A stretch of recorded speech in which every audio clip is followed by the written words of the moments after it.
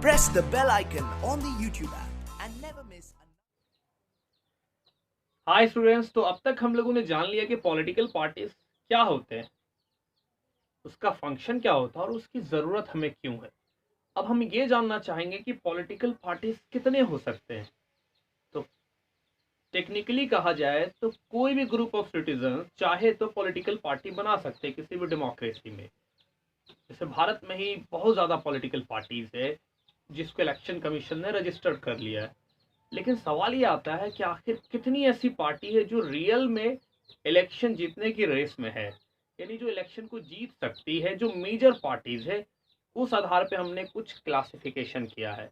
Major parties बहुत ज़्यादा नहीं होती है। जैसे आपने वर्ल्ड कप की बात समझी होगी, वर्ल्ड कप देखा होगा, तो वर्ल्ड कप में क्या बहुत सारी कंट्रीज क्रिकेट खेलती है, लेकिन कुछ एक कंट्रीज का ही जीतने का ज़्यादा चांसेस रहता है। अब बहुत सारी छोटी छोटी कंट्रीज जो किसी तरह से प्ले ऑफ में पहुंच पाती है, आपको लगता है कि वो वर्ल्ड कप जीत जाएंगे, इसका चांसेस बहुत कम रहता है। ठीक उसी आधार पे हम लोग मेजर पार्टी के आधार पे हमने कुछ क्लासिफिकेशन किया है और उससे कुछ पार्टी सिस्टम बनाया गया है। एक है वन पार्टी सिस्टम, दूसरा है टू पार्टी सिस्टम और तीसरा है मल्टी पार्टी सिस्टम।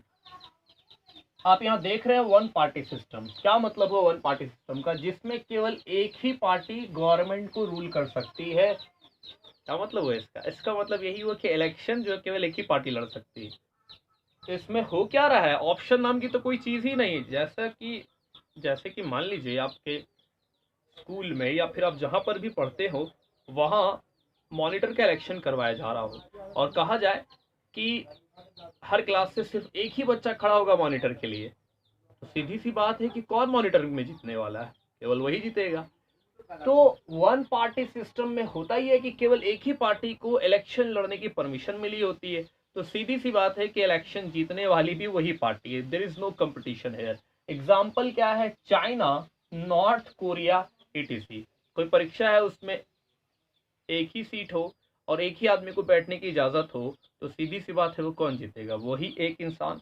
तो ये चाइना में ऐसा हो रहा है, नॉर्थ कोरिया में ऐसा हो रहा है। चाइना में जो पार्टी है कम्युनिस्ट पार्टी ऑफ चाइना कहते हैं। कोरिया में, नॉर्थ कोरिया में कोरियन वर्कर्स पार्टी।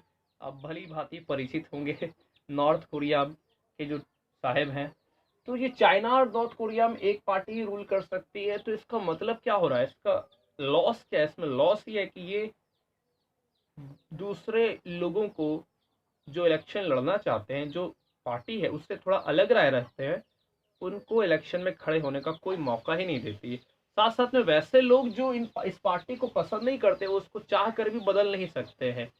तीसरा कि चूंकि इनको मालूम होगा कि हमें तो बदला ही नहीं जा सकता है, तो ये क्या करने वाले, ये पूर्ण रूप से अथॉरिटेटिव बनेंगे, किसी की बात वगैरह मानेंगे नहीं। तो इसका ये सारा डिमेरिट्स। इसका एक मेरिट भी है कि इनको किसी भी तरह के डिसीजन लेने के लिए कोई ज़्यादा बहस करने की ज़रूरत नहीं, बहुत जल्दी क्विक डिसीजन ये लेंगे। लेकिन इस बात की गारंटी नहीं कि वो डिसीजन जो लिया गया वो सही भी है या नहीं है, क्या वो जनता को पसंद भी है या नहीं है, इस बात से कोई मतलब नहीं होगा। तो वन पार्टी सिस्टम अब तक हम लोगों ने समझा ऐसा सिस्टम जिसमें केवल एक ही पार्टी इलेक्शन लड़ेगी और वही गवर्नमेंट को चलाने वाली है। चाइना और नॉर्थ कोरिया, तो जहाँ पे दूसरे पार्टी को जीतने का कोई चांस नहीं, जनता को कोई ऑप्शन नहीं कि वो किसी और को चुन के भेजे, और साथ साथ में ये जो भी पार्टी होंगे कंप्लीट अथॉरिटेटिव हो जाएंगे। उनको पता है कि हम हारने ही वाले नहीं है, भले ही कैंडिडेट बदल जाए हमारी पार्टी नहीं बदलेगी। अगला होता है टू पार्टी सिस्टम। देखिए, वन पार्टी सिस्टम को सिंगल पार्टी सिस्टम भी कहते हैं। तो अगर परीक्षा में सवाल आए सिंगल पार्टी सिस्टम किसे कहते हैं, तो आप समझ जाइएगा। टू पार्टी सिस्टम समझते हैं किसे कहते हैं? टू पार्टी सिस्टम नाम में ही सब कुछ छिपा हुआ है। टू पार्टी सिस्टम उसको कहेंगे जिसमें पावर जो है दो मेन पार्टी के बीच में यूजुअली चेंज होते हैं, उससे हम लोग टू पार्टी सिस्टम कहते हैं। देखिए, टू पार्टी सिस्टम में ऐसा नहीं है कि केवल दो ही पार्टी इलेक्शन लड़ेंगे। दो से ज्यादा पार्टी इलेक्शन लड़ सकते हैं, लेकिन ज्यादा चांसेस होता है, अधिकतर चांस ये होता है कि कोई दो ही पार्टी में से एक जीत के आएगी। तो ऐसे पार्टी सिस्टम को हम लोग टू पार्टी सिस्टम कहते हैं। वही मल्टी पार्टी सिस्टम में क्या होता है कि दो से ज्यादा पार्टी इलेक्शन लड़ रही है और दो से ज्यादा पार्टी को सीरियस चांस होता है कि या तो वो अपनी खुद से या फिर वो कोलिजन करके सरकार बना सकती है। तो टू पार्टी सिस्टम आपको समझना है जिसमें दो पार्टी इलेक्शन लड़ सकती है और दो से ज्यादा भी इलेक्शन लड़ेगी, लेकिन सीरियस चांस हो जीतने का किसी दो ही पार्टी का होगा। जैसे यूएस और यूके। तो यूएस में एक पार्टी आती है डेमोक्रेट, एक है रिपब्लिकन। अभी इलेक्शन हुआ था तो ट्रम्प थे रिपब्लिकन पार्टी से, और बाइडन जो थे, जो इस बार प्रेसिडेंट का पोस्ट पे जीत के आ चुके हैं, वो जो है डेमोक्रेट्स पार्टी के थे।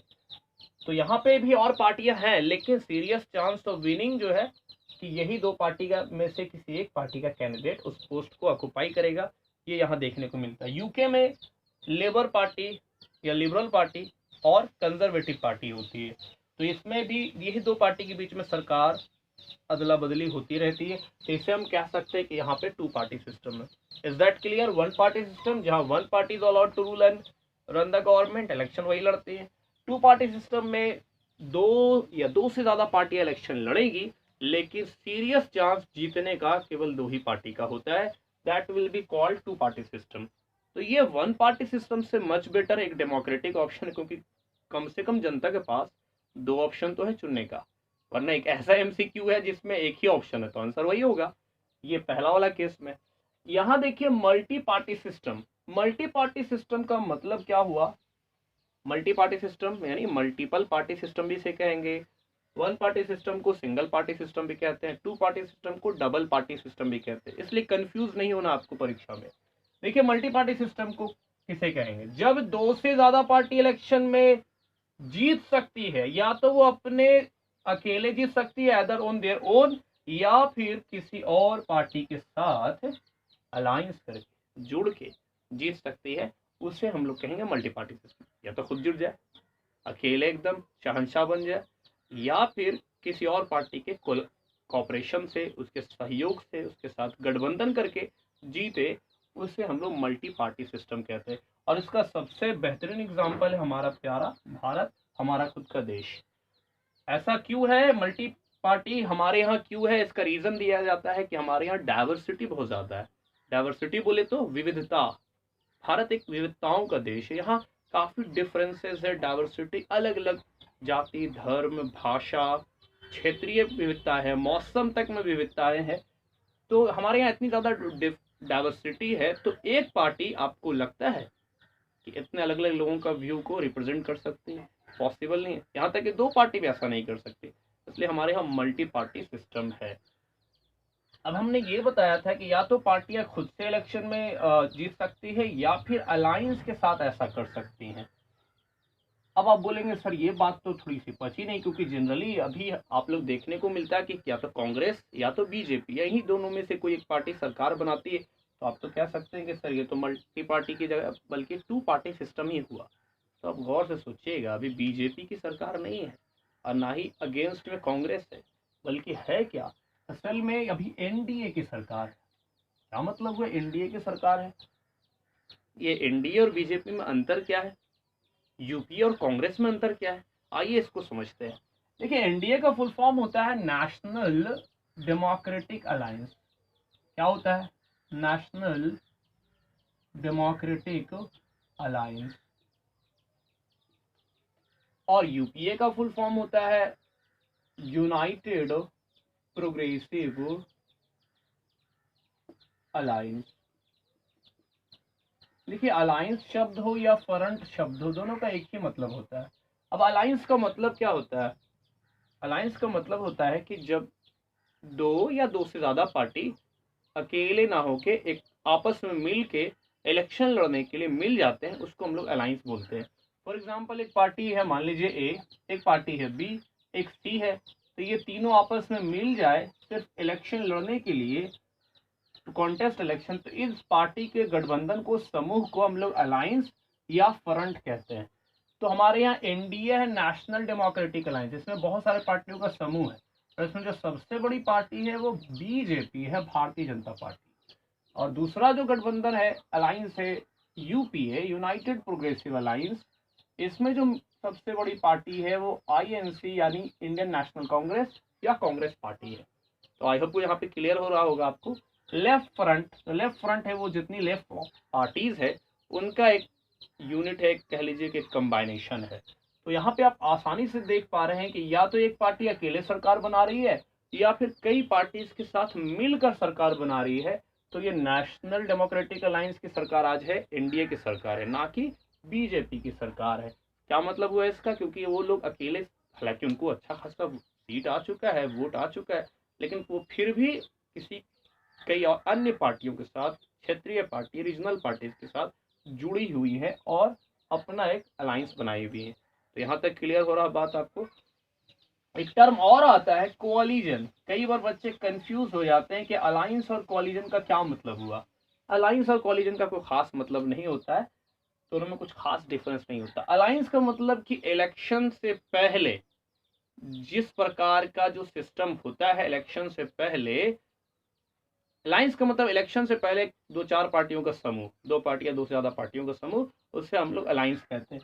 लेकिन इलेक्शन के बाद आपने सरकार बनाई है दो या तीन पार्टी मिलकर, तो उसको हम लोग कोअलिजन कहते हैं। आइए इसको एग्जाम्पल के माध्यम से मैं आपको समझाता हूँ। बच्चों के मन में यह सवाल बार बार कंफ्यूजन पैदा करता है कि आखिर अलायंस और कोअलिजन क्या एक ही चीज है? क्या वो वैसे ही एक है जैसे गंगाधर और शक्तिमान एक थे, या उन दोनों में कुछ डिफरेंसेस है? तो आइए समझते हैं। वो दोनों बिल्कुल अलग हैं, जैसे जय और वीरू अलग है। कैसे अलग है ये लोग? अलायंस और कोअलिजन बहुत ज्यादा डिफरेंस नहीं होता। अलायंस का मतलब हुआ जो इलेक्शन के पहले बनाया जाए। मान लीजिए ए बी सी पार्टी का ये जो गठबंधन बना, ये इलेक्शन से पहले बना है। किस लिए बना? इलेक्शन लड़ने के लिए। इसे अलायंस बोलेंगे या फ्रंट बोलेंगे। लेकिन इलेक्शन के बाद बने, आफ्टर द इलेक्शन, अब किस लिए बन रहा है? सरकार बना दिया आपने, गवर्नमेंट बना लिया है।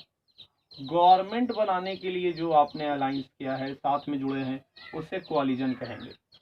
तो कोई जरूरी नहीं कि दोनों अलग हो, दोनों साथ भी हो सकता है। जैसे बिहार में देखा जाए तो बिहार इलेक्शन में आपने देखा था बीजेपी, जेडीयू और कुछ पार्टियां थी, वो साथ में पहले से जुड़ी हुई थी, अलायंस भी की थी, और इलेक्शन जीत जाने के बाद उनकी सरकार भी बनी। तो ये सेम भी हो सकता है और ये अलग भी हो सकता है। अलग कैसे हो सकता है? आइए एक एग्जांपल दिखाते हैं।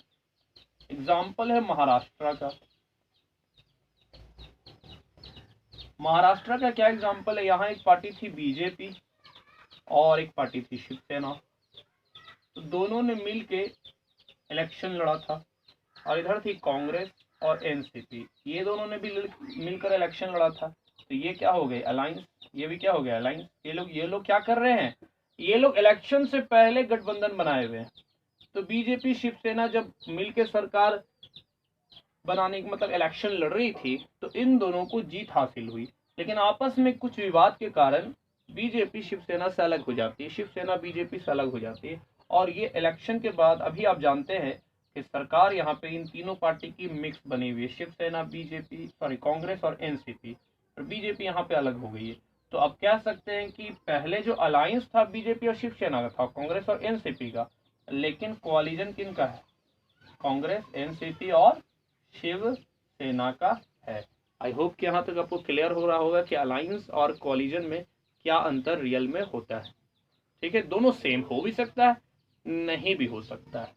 इलेक्शन से पहले वाली जो होगा सिस्टम, वो अलायंस, इलेक्शन के बाद कोअलिजन। अब हो सकता है इलेक्शन के पहले किसी और से आपका गठबंधन हो, आप मिले होंगे, इलेक्शन के बाद किसी और से मिल लें, तो इलेक्शन के बाद जिससे मिलेंगे, जिसके साथ मिलकर सरकार बनाएंगे, वो कोअलिजन। और इलेक्शन के पहले जिसके साथ मिलकर आप इलेक्शन लड़ रहे हैं, वो अलायंस कहलाएगा। आई थिंक बहुत आसानी से आपको क्लियर हो गया होगा। अब आखिर में सवाल ये आता है कि आखिर मल्टी पार्टी सिस्टम का, सिंगल पार्टी सिस्टम का, या डबल पार्टी सिस्टम में से बेटर कौन है? Which one is better? इसमें से बेटर कौन है? तो ये बहुत ही, अपने आप में देखा जाए तो बहुत ही मुश्किल क्वेश्चन है, क्योंकि ये डिपेंड करता है कि किस कंट्री का हिस्ट्री ऑफ पॉलिटिक्स क्या है, वहाँ इलेक्शन कैसे होता है, वहाँ की लोगों का मिजाज कैसा है। तो ये कुल मिलाकर ये बता पाना कि कौन सा सिस्टम किस पार्टी के लिए ठीक है, ये थोड़ा मुश्किल होगा, क्योंकि हर जगह के लोगों का, हर तरह का पार्टी का, हर कंट्रीज का हालात अलग होता है। जैसे एक डॉक्टर हर मरीज को एक ही तरह की दवा नहीं दे सकता है, ठीक उसी तरह से हर कंट्री में एक तरह का सिस्टम नहीं हो सकता है। लेकिन फिर भी अगर देखा जाए तो वन पार्टी सिस्टम, क्रिटिकली देखा जाए तो one party system is not good for any country. Two party या मल्टी पार्टी, ये दोनों के बीच में एक बेटर ऑप्शन आप चूज कर सकते हैं। लेकिन वन पार्टी सिस्टम पूरी तरह से नॉट अ डेमोक्रेटिक ऑप्शन, क्योंकि वहाँ पे आपको चुनने की तो कोई आज़ादी ही नहीं है। आई होप कि यहाँ तक आपको क्लियर हो गया होगा। अगले वीडियो में हम लोग आकर पढ़ने वाले हैं भारत की कुछ इंपॉर्टेंट पार्टीज के बारे में, नेशनल पार्टीज किसे कहते हैं, स्टेट पार्टीज किसे कहते हैं। तो कुल मिलाकर जो 7 पार्टियां हैं उन सब के बारे में हम लोग बारी बारी से पढ़ेंगे।